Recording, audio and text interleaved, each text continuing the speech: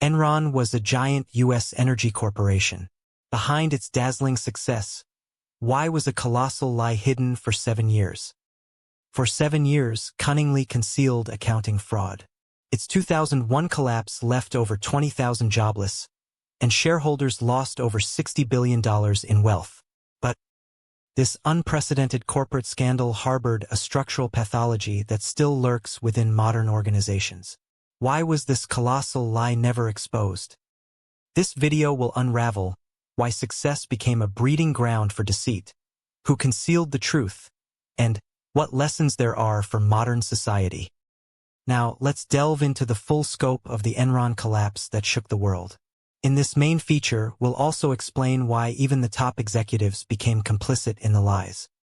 In 1985, Enron was born from the merger of two gas pipeline companies, positioning itself as a company that would breathe new life into traditional industries.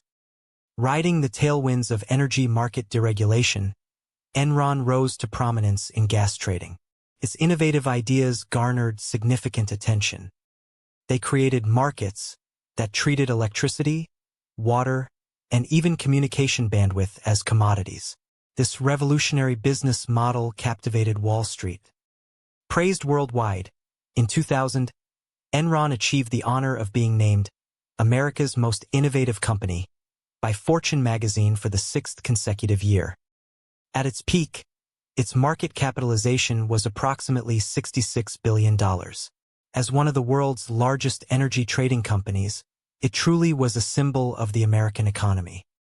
Led by charismatic CEO Kenneth Lay and brilliant business strategist Jeffrey Skilling, Enron appeared poised to build the future. Its corporate culture was also unique.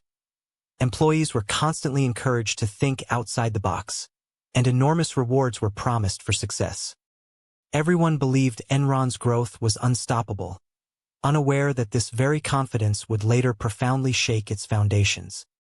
Enron's early success stemmed from being a pioneer in introducing futures trading and derivatives to the energy market.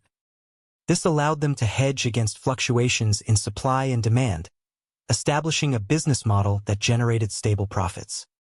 In particular, the adoption of mark-to-market accounting, which valued future price fluctuations, generated substantial earnings. This method, allowing unrealized profits, that is, profits anticipated in the future, to be booked in the present, seemed like magic for boosting stock prices. Enron also aggressively invested in new ventures like telecommunications infrastructure, creating markets in diverse sectors, and was praised for its foresight. Talented personnel within the company continuously generated innovative ideas, and the company was truly in a whirlwind of growth. Even Wall Street analysts, unable to fully grasp Enron's complex business model, were captivated by its mystique. Up to this point, things seemed smooth, or rather, perhaps making things appear smooth was becoming their most proficient strategy. However, in their haste to book profits, Enron began inflating non-existent fictitious profits using mark-to-market accounting. Risks arising from complex derivative transactions began to be transferred to off-book special purpose entities, or SPEs. These SPEs were vehicles designed to hide Enron's assets and liabilities off the books, and were not consolidated for accounting purposes. Chief Financial Officer Andrew Fastow spearheaded the establishment of hundreds of SPEs. These cleverly disguised Enron's financials. They began a perpetual cycle of fraud, selling company shares and assets to SPEs to inflate book profits and conceal debts. Many of these schemes were designed for Fastow's personal gain, making the conflict of interest glaringly obvious. Auditing firm Arthur Andersen, also receiving huge fees from Enron, became complicit, overlooking the irregularities. But here, a trap no one noticed had opened its jaws. Overwhelming the entire organization was intense pressure for success and stock price supremacy. Everyone became frantic to make the numbers look good. Internally, a strict annual performance review system, PCR, led to the termination of the bottom 15% of performers. Fear suppressed dissent. The compensation structure was also stock price linked, and employees poured all their efforts into maintaining the company's stock price to increase their own wealth. The accounting procedures were so complex that even insiders couldn't grasp the full picture. There was also an aspect of intentionally fragmented information. A few who raised doubts were dismissed and ignored as people who couldn't understand Enron's success. So-called groupthink prevailed. Due to strong past successes, no one could imagine their methods were wrong. Investors and analysts, believing in Enron's growth myth, neglected to scrutinize the detailed financial statements. Only the believers remained.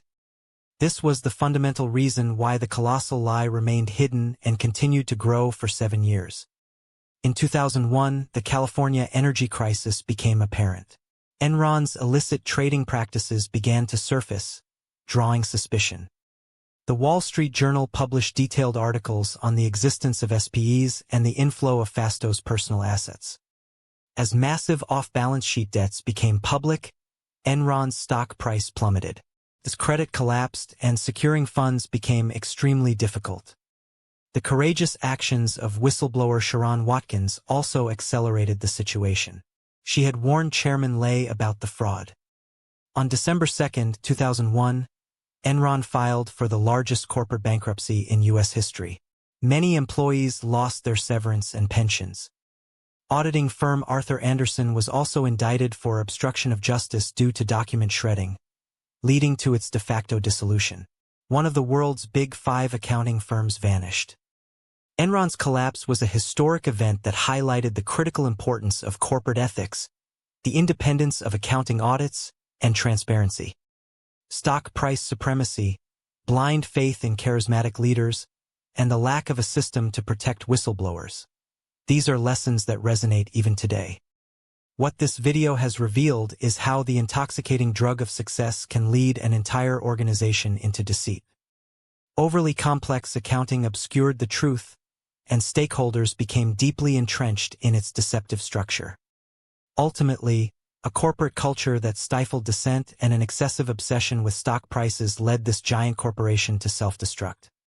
By understanding Enron's failure, we can cultivate the ability to discern the temptation of excessive growth and the truth hidden behind the numbers. The lessons learned from this historic failure will deeply influence modern business and your own decision-making.